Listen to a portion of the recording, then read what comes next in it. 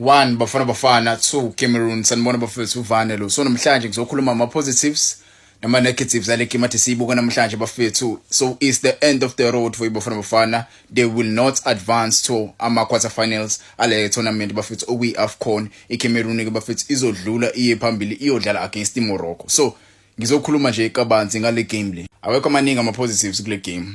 Gcwele nje ama negative yabo, awekho nje amaningi ama positives, ukugcwele ama negative. So ungeke uzuyithanda indlela engizokhuluma khona, ngicela nje kuma comments ungabhali into ungengizekithande, because into engizoyisho nje manje angifuni nje uqamba amanga bafethu. I'm very disappointed. I'm very disappointed at the coach. I'm not blaming the players. The players are not selecting themselves. Yabo, it has been the problem for Bafana this tournament.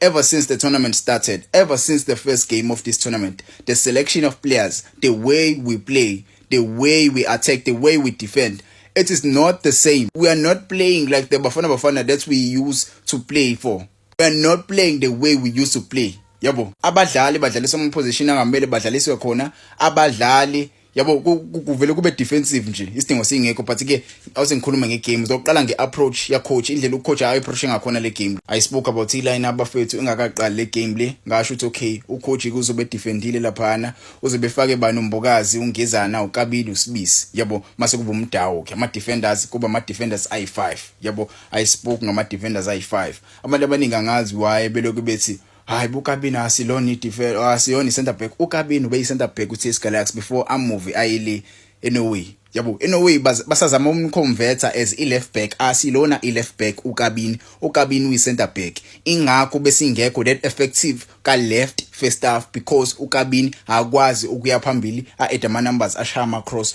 We center back, he's not an attacker, he's not a left wing back. Yabo, so sibe defensive, sidlala ngama defenders ayi5, ama center backs ayi4, mase kuba ilomjida lo iwing back okumdawo, mase kuba o6 abo2 okumokwena noObas, double 6, mase kuba ama attackers amathathu. There was no number 10 in this game. Unfortunately, there was no number 10 in this game. Umfukeng uqala as a left winger, kwathi also na Police waqala as a right winger, was up front kwaqala uFoster.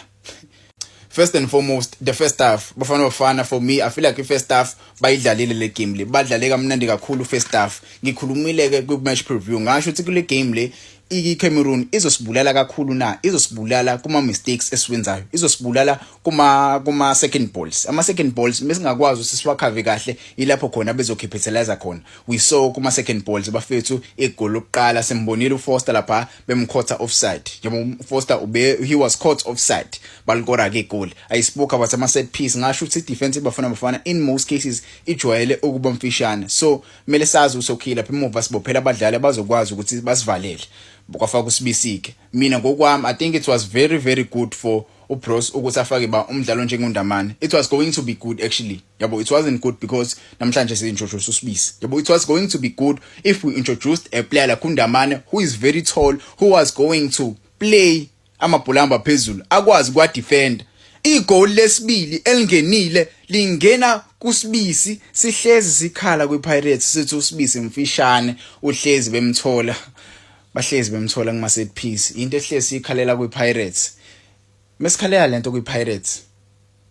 iPirates iyabuka uHugo Bros. I-technical team yeBafana ibuka iOrlando Pirates indlela edlala ngayo. Why would you select a player wazi kahle ukuthi mfishana akwazi ukudefend amabhola ahamba phezulu uzomdlalisa lapha ku center back?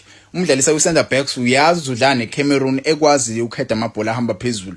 They scored a second ball at the ball watch umjita. He was very short to go and defend that ball.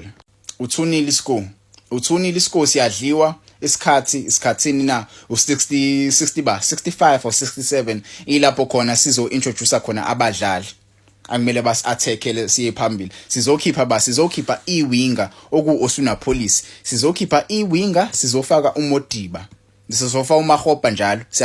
Sigcina bani, sigcina olomjida lo uFoster egamini, sizofa uMahopa nala striker, sikhipha lomjida lo umfana lo Osuna Police. Iyahamba iattacker yokuqala iwing. Yabo, sizokhipha bani na, sizokhipha lomfana lo uKabini. Yabo, sizomkhipha uKabini, sizo-introduce uModiba. uSibisi egamini sizomkhipha seko 80 something, sizofaka uMprem.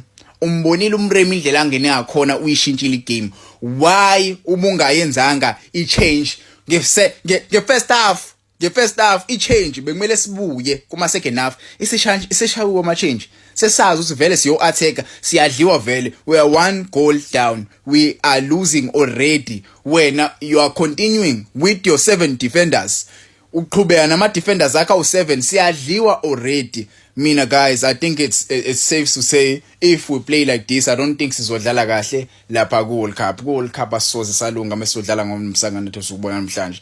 7 defenders wakwayibona leyo nto siyibonile against i-Egypt. Besikephi isidingo sokudefenda against i-Egypt, sidlala ngabadlali aba-defensive.